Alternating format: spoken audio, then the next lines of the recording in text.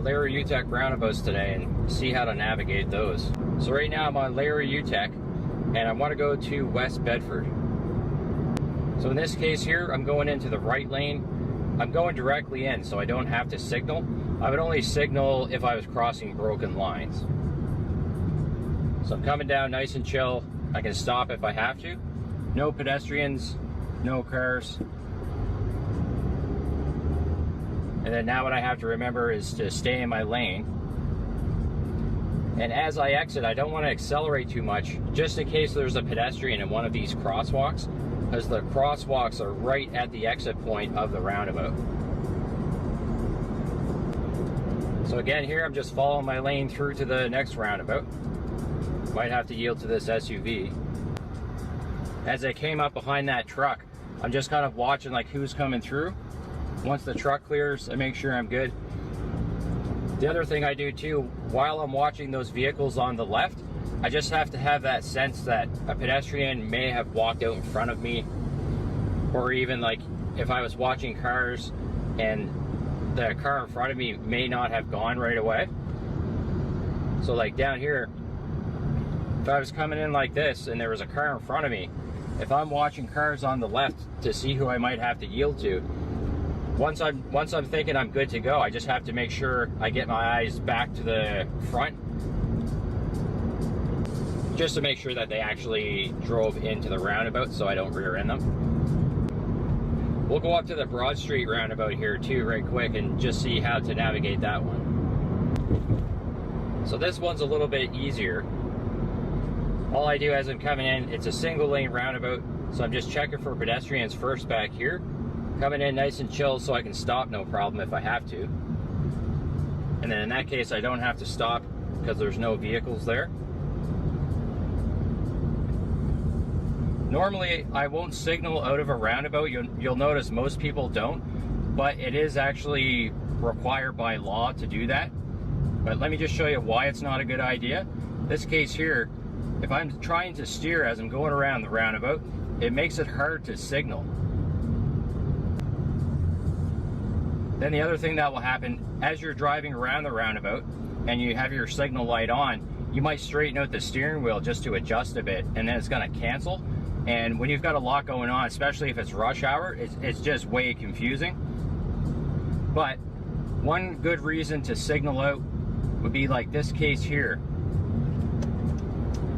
So as I'm going out of the roundabout, I signal, and then that other vehicle that was going in, they were able to know that I was going to exit, and then they just had a bit of an earlier heads up that they could enter the roundabout.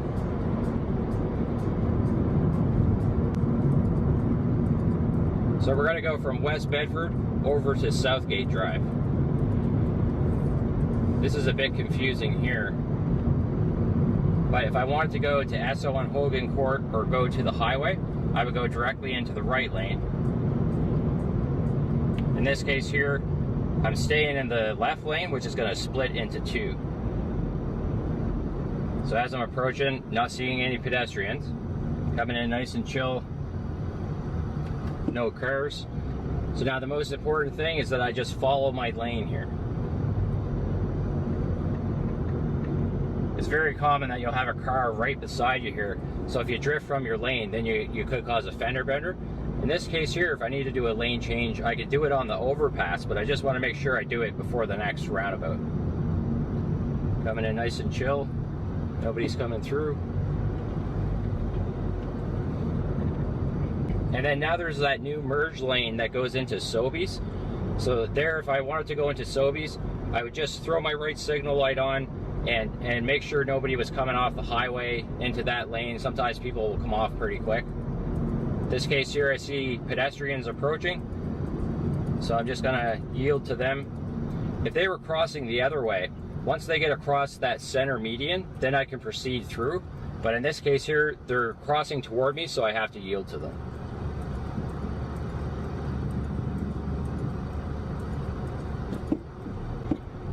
So no cars coming. Staying in my lane. There is a broken line there where I could change lanes to go over to 9 Mile Bend. But that's one thing I would never do in there, is do a lane change. You'll see some people do that and then they miss the vehicle that's in the left lane next to them. So I prefer, as I'm going in, I just pick the lane that I want for where I'm going. Now this time I'm going to go to the Esso and Hogan Court. So in this case I go into the left lane, watching for pedestrians back here. Now I'm just watching to see if anyone's coming my way. So there's no vehicles to yield to, so I go in, stay in the left lane, wondering if there could be some pedestrians in the crosswalk here. There's no pedestrians, so out I go. Always keep an eye on this crosswalk here. Those railings really block your point of view if there was a pedestrian in there, especially if it's like dark or raining. So I try to always watch the crosswalk entry points a little further back. In this case here I see an SUV, just making sure that they're going that way and not coming my way. Still staying in my left lane.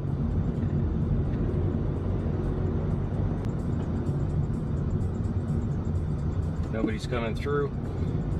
Now what happens here is my lane is going to jog over. So instead of going across the broken lines into that left lane, I'm just following the natural path of my lane.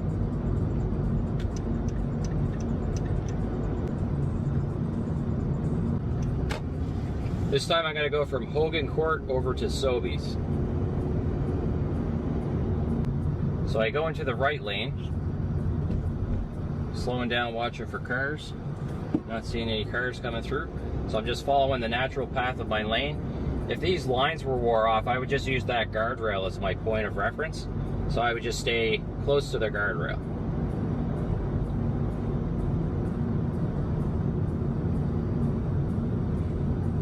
You'll notice some people come off the highway very fast.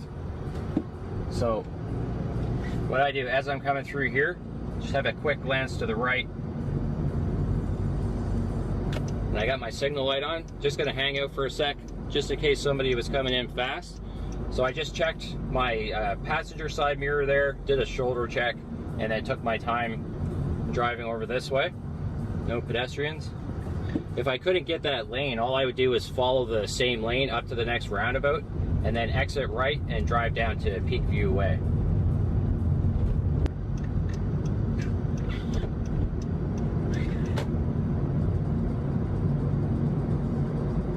Now I went from Starboard Drive into this roundabout.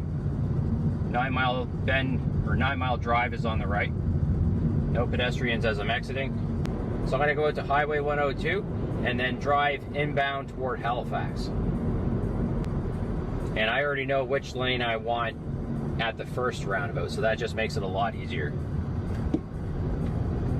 It's very rare that you'll come through these roundabouts with like this little traffic. Usually they're very busy, especially like at rush hour. So sometimes what happens is I'll have a lot of vehicles coming this way. So all I do is I just take my time.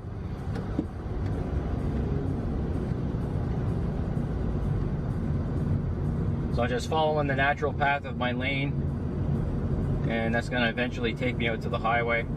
Just doing a chill speed in case that car comes in a bit fast. Sometimes people will just randomly drive in.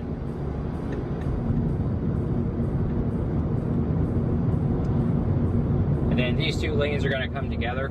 I just have a quick glance at my right mirror there just to make sure nobody's driving directly beside me.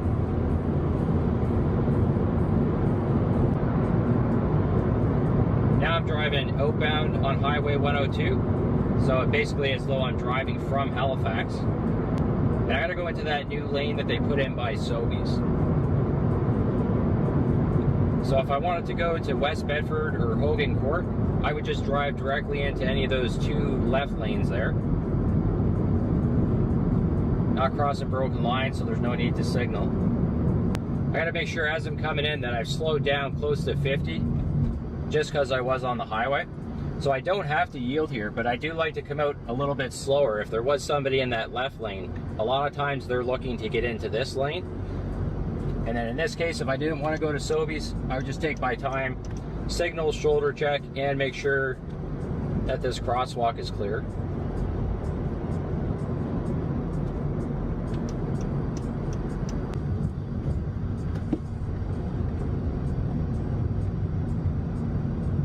Now I'm exiting to 9 Mile Drive.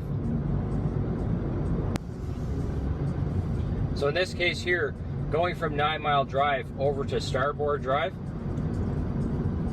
both of these lanes will get me there. No pedestrians.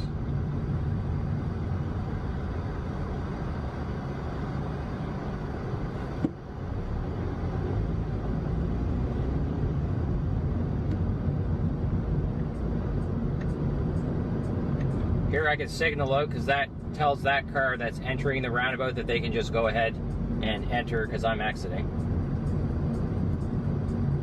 Thinking the bus is about to pull out.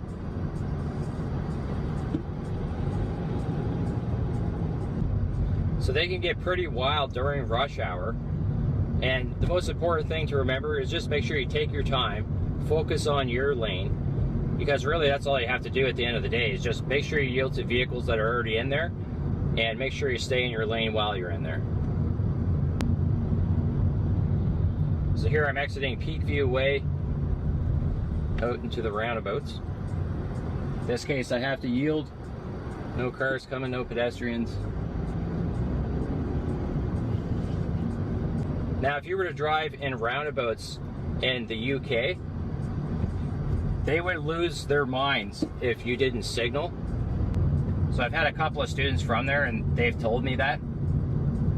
But over here, like if I'm in this left lane and I'm gonna exit, if I put my right signal light on, a lot of people are gonna think I'm looking to change lanes in the roundabout and it's just confusing. So you'll notice most people don't signal out of the roundabouts here. And for these particular roundabouts, I don't signal, but by law you should.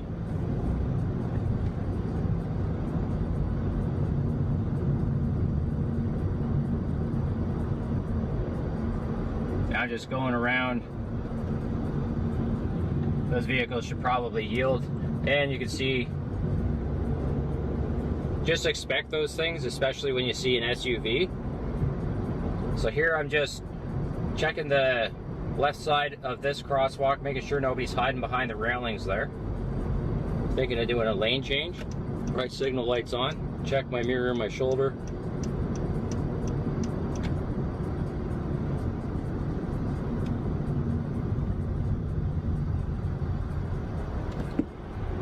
And as I'm slowing down for the yield, I'm kind of judging the speed of that car and trying to time it so that I'm slowing down gradually, and then as they go through, I can just kind of enter and keep that flow.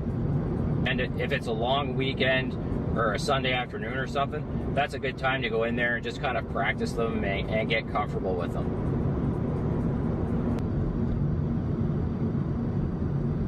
Now I'm just watching those cars that are already in there, just kind of judging their speed as I slow down. That's the one time I'll signal out of these roundabouts, is if I'm just exiting right away. And that's just because as I'm going around, if I'm trying to steer and fight that signal light and I'm adjusting the steering wheel and then the signal light's canceling, that's much more dangerous than not signaling. Now I'm exiting 9 Mile Bend where CIBC is. In that case, the pedestrian is crossing towards me, so I have to yield to them, but if they were going the other way, once they get across that island there, then I can proceed through. Now I've got 2 lanes of traffic coming at me. So as I'm going out here, just checking for pedestrians. And if there was only one car in the left lane, the thing I have to remember is they might do a lane change and then start coming toward me, so I just want to consider that when I'm looking to enter the roadway there. Now I want to do a lane change so I can go over to Hogan Court, but right now there's a car beside me. So what I'm trying to do here is just let up a bit, time it so they go by, check the shoulder. Shouldn't cross a solid line, but barely made it in. No cars coming.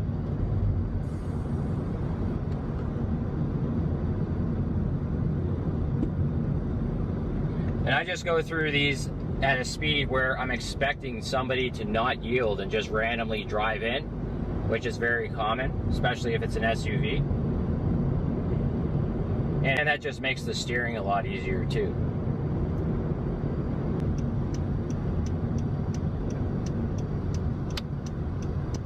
So that's how you do the UTEC roundabouts. If it is rush hour and there's a lot of traffic there, just take your time. And sometimes you will have to sort of abruptly accelerate, but you don't want to do anything too crazy, just because if somebody was to randomly stop in the roundabout, which you should never do, then there's a chance you might accelerate and then they stop and you end up hitting them.